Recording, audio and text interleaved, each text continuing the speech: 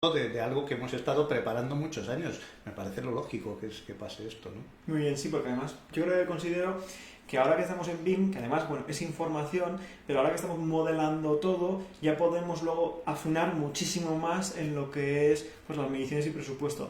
¿Crees que con software, por ejemplo, en este caso con Revit, luego con Costit y con Presto se hacen más rápido las mediciones que lo que se hacían antes? O a lo mejor no, porque es más complicado llegar a modelar. Mira, el esfuerzo del BIM requiere un trabajo previo más grande por parte de los profesionales de diseño que el que se hacía antes. No porque sea más difícil el BIM, sino porque se toman decisiones que antes se tomaban en etapa de construcción, claro, por el que podía o tarde.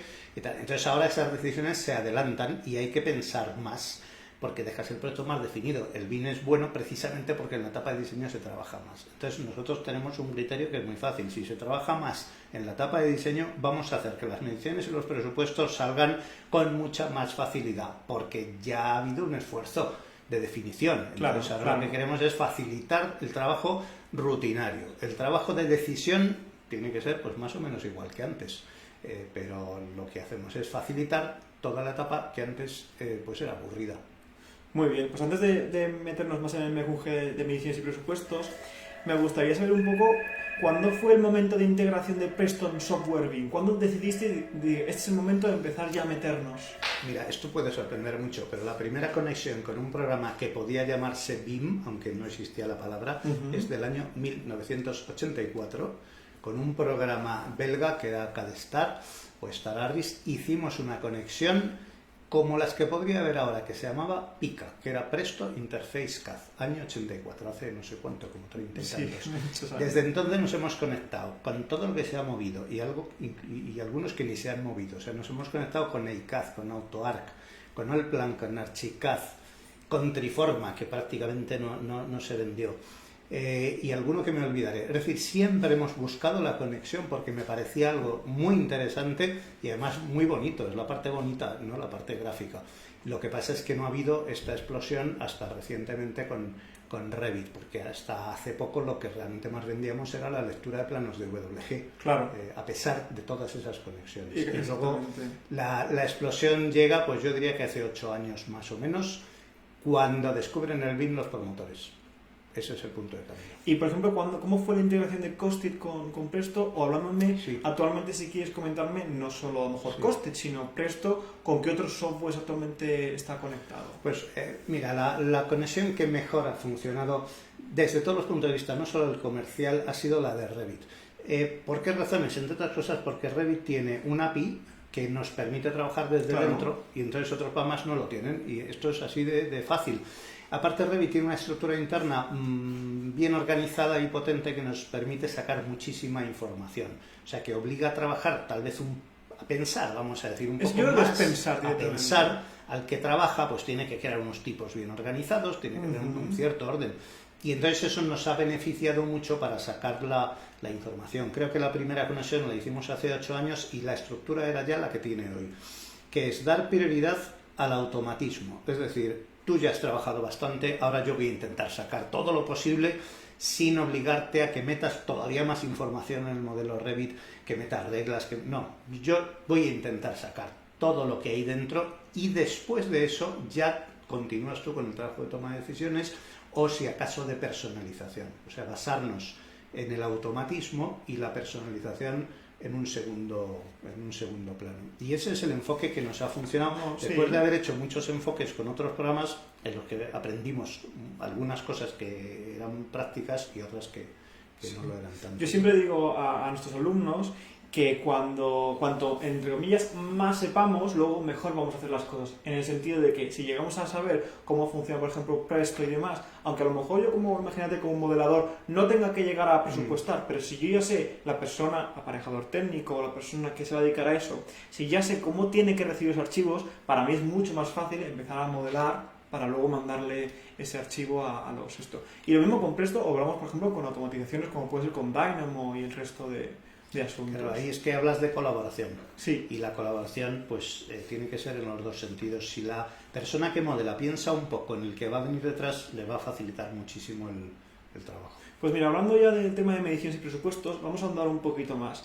porque claro, a la hora de hacer proyectos, que aquí en Editec hacemos proyectos y también nuestros alumnos evidentemente hacen muchos proyectos, nos comentaban, sobre todo más alumnos de la parte de constructora, que tienen muchos problemas a la hora de modelar porque los profesionales lo proyectan pensando en el diseño y no tanto en ese modelo que ha de ser medido y presupuestado. ¿Qué consejos podrías recomendar para afrontar esta situación? Bueno, eso es muy interesante porque hay una teoría que es la del modelo único en el que todos colaboran y que vale para todo. Y eso no es que esté mal, pero que a lo mejor hoy funciona en unos sectores o en unos nichos y en el futuro más, pero ahora los papeles profesionales y los conocimientos y los perfiles son los que han sido de siempre. ¿Qué quiero decir? El que modela bastante tiene con modelar bien para que el diseño se entienda, como para que a veces se le pida que haga un esfuerzo de pensar cómo se va a planificar o medir o construir. Por supuesto, si sabe algo de eso, será mejor. Pero yo creo que es un poco difícil que haya un modelo perfecto que se haga desde el principio y que sirva después para todo el proceso. Creo que tiene que haber, no sé si modelos distintos, pero modificaciones de los modelos por cada uno de los profesionales, porque el que modela para diseñar no tiene en la cabeza todo aquello que necesita el que modela para planificar, por ejemplo, o el que modela para construir. Pues esa es una problemática que nos pasó con un alumno que nos queríamos hacer un proyecto en común, que claro, había recibido un proyecto directamente de diseño y viéndolo y estudiándolo ya dijeron, y lo que hacían era presupuestar directamente un modelo de construcción directamente para construir. Es decir, su idea era decir, bueno, me va a costar muchísimo modificar todo este tema de este modelo para poder presupuestarlo, entonces me sale más rentable empezar a hacerlo. Y eso es verdad que es una de las partes que todavía creo que a día de hoy, a lo mejor será según tipología de proyectos, no lo sé, o empresas, que es una cosa que todavía está un poquito... Yo creo que tienen que convivir varios escenarios, y habrá escenarios donde hay esquemas de proyecto y obra donde hay un equipo muy integrado desde el principio y si desde el principio está integrado el que proyecta y el que construye, sería absurdo hacer dos modelos. Claro, pero igual las licitaciones a veces va por un lado diseño, por otro lado, entonces es difícil. Muchas veces no sabes quién te va a llevar la obra. Y yo diría que no pasa nada. O sea, no nos van a echar del universo del BIM por el hecho de que haya un modelo de diseño y luego en la etapa de construcción se modifique. Eso me parece que en esos escenarios tiene que ser normal.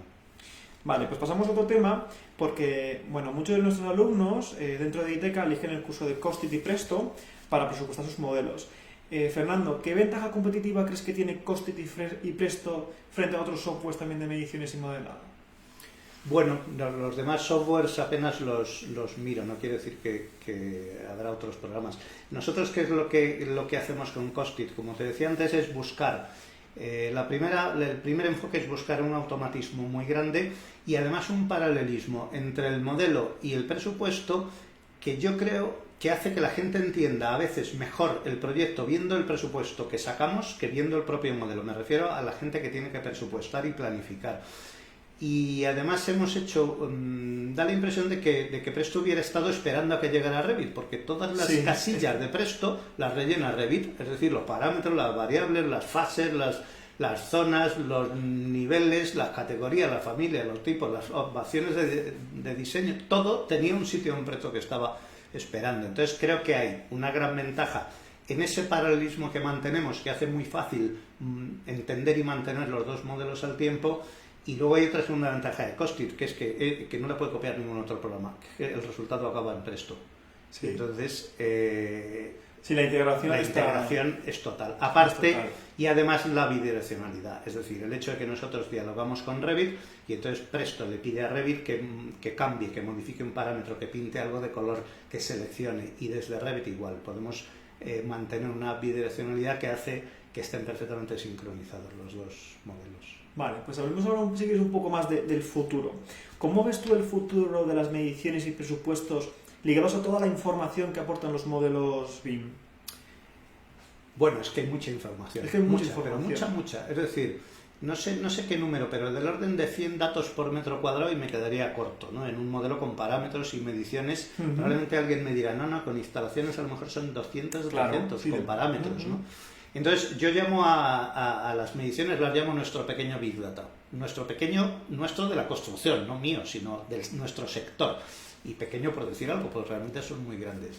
Entonces, tenemos una base de datos estructurada, llena de información y de campos con datos que provienen del BIM que no hemos tenido nunca. Y esa base de datos es perfectamente válida para hacer filtros, ordenaciones, comparaciones, búsquedas entre proyectos, por ejemplo, ¿no?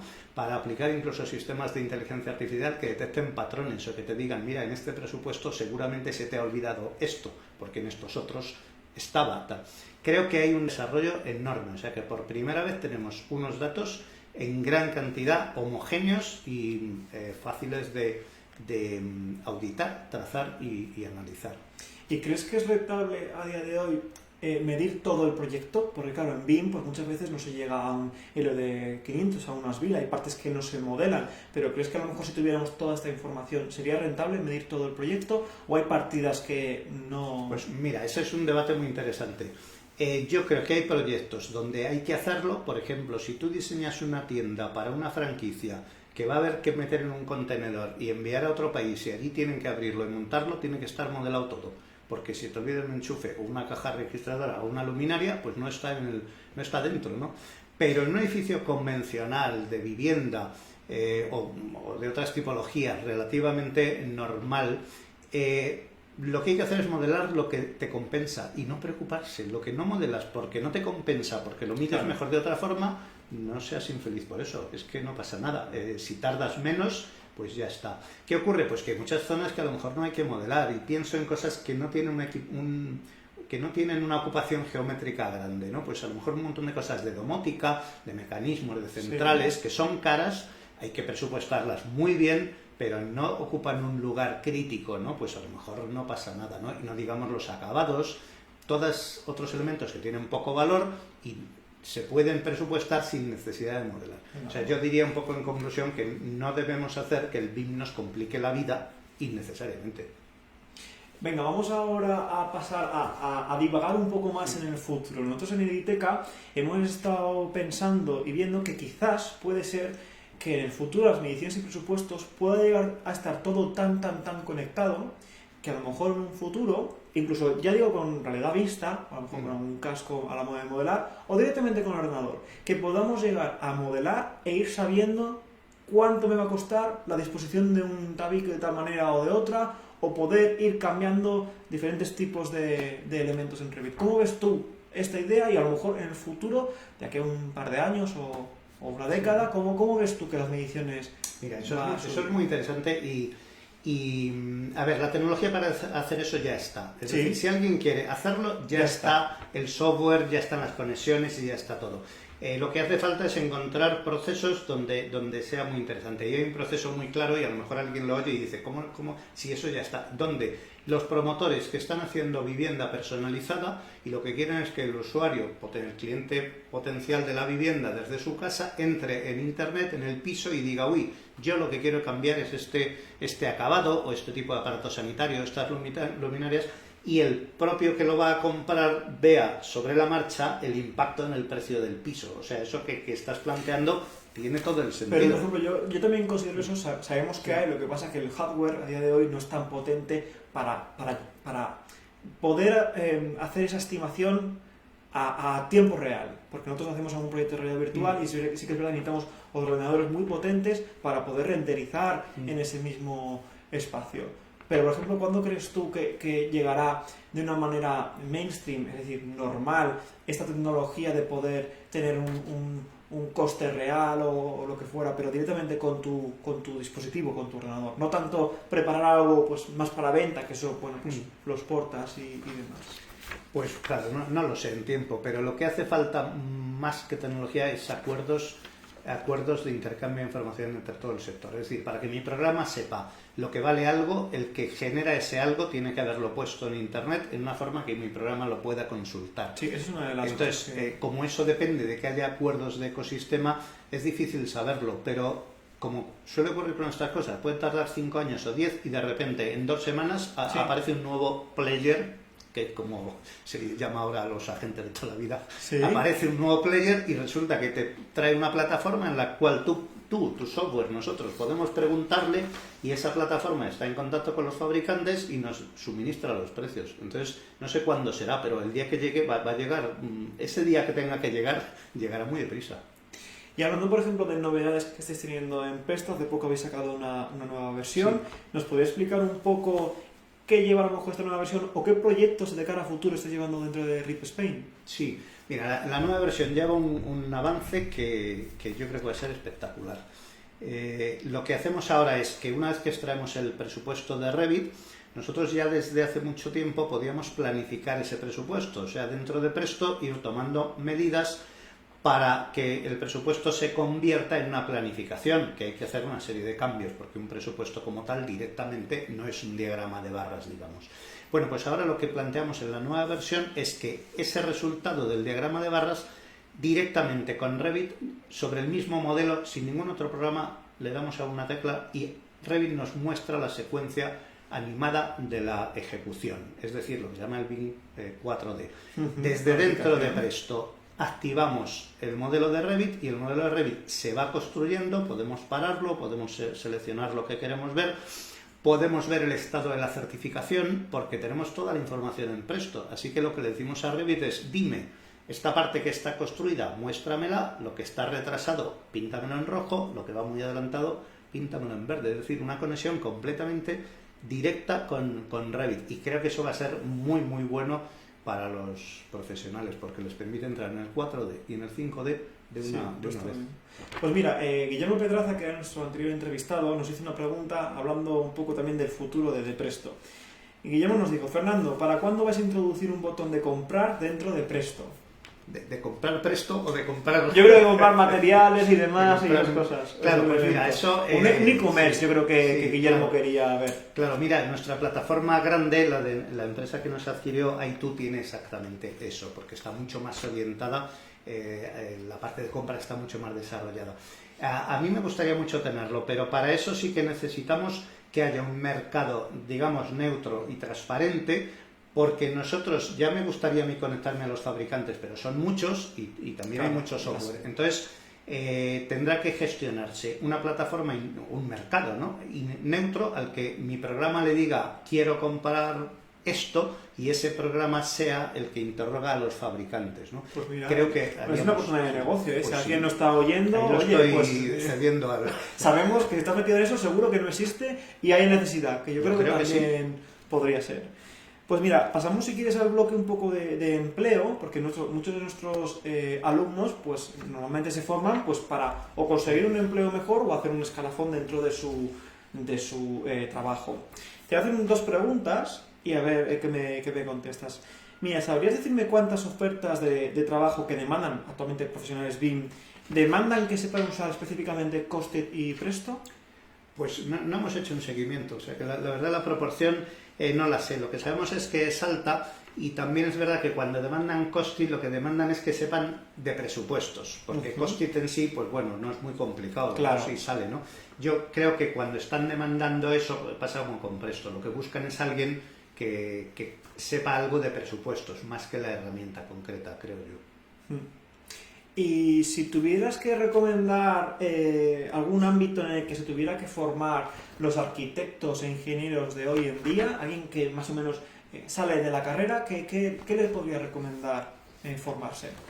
Pues mira, yo creo que las recomendaciones sobre BIM están muy bien porque realmente no conocerlo hoy pues sería una carencia importante, pero esas las da mucha gente. Igual que te pueden decir, pues mira el Big Data, pues mira la inteligencia artificial, pues el blockchain, vale, pero vamos a dar otra. Y la mía es, vete al lado aburrido. ¿Dónde hay posibilidades de trabajo?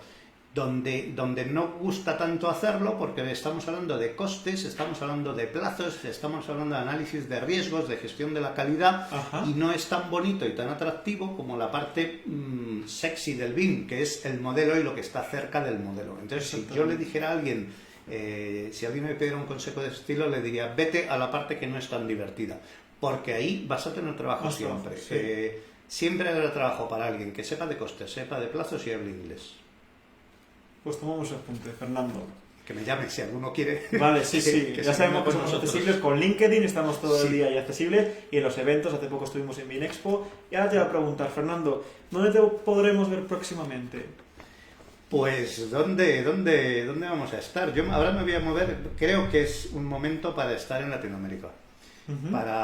Porque hay allí también una pasión por el BIM y unas ganas de trabajar y hacerlo profesionalmente, que creo que son un buen momento muy, muy bueno para ir con una oferta como la que tenemos ahora. O sea que si me busca alguien, me gustaría que me vea en Santiago de Chile, en Perú, en Colombia. Pues sí que es en verdad, Sao otro día Paulo. estamos hablando con un compañero y me comentaba que el mercado sudamericano, hay parte, por ejemplo, Chile como Argentina, que están bastante evolucionados en BIM, otros países menos, pero es verdad que están empezando a tener mucho interés sobre todo este tema que comentabas del Big Data, de Internet of Things, de la inteligencia artificial y demás, Sí. aunque es verdad que a día de hoy quizás esa integración en el mundo de la construcción, que en nuestro sector es un poquito más, le cuesta más evolucionar, ¿no? Que a lo mejor el sector de la tecnología, de la comunicación, sí que es verdad que poco a poco nos vamos a ir metiendo. Yo siempre digo que el BIM, bueno, se llama BIM, pero en realidad eso son los datos, ¿no? Ahora tenemos datos de todo, de telefonía, tenemos de WhatsApp, tenemos datos en todos los lados, en un e-commerce y demás. Lo que pasa es que estos datos se han ido aplicando al sector de la construcción. Y lo que va a pasar ahora es que el blockchain, o todo el tema de inteligencia artificial, dentro de poco se va a meter dentro de la construcción, ¿no? Antes sabemos que, por ejemplo, un robot ya puede abrir una puerta solo. Pues a lo mejor luego en nuestro sector puede ser que directamente cuando estemos empezando un edificio, pues nos proponga varias formas de distribución o algo así. Yo creo que dentro de poco esto de inteligencia artificial blockchain va a meterse dentro de nuestro sector. ¿Que se llamará de una manera u otra? No lo sé. ¿Tú qué piensas, Fernando, sobre esto?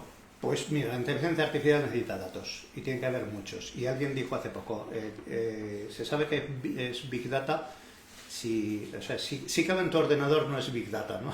Entonces, en el momento en que tengamos esa cantidad de datos accesibles, van a aparecer aplicaciones y interfaces y herramientas que hasta ahora no se podían aplicar porque no había suficiente información estructurada. Una vez estructurada, quiero decir, más o menos accesible. Una vez que empieza a haber esa información, yo creo que va a pasar en la construcción lo mismo que en otros sectores ha pasado hace 3 años, o 5 o 14.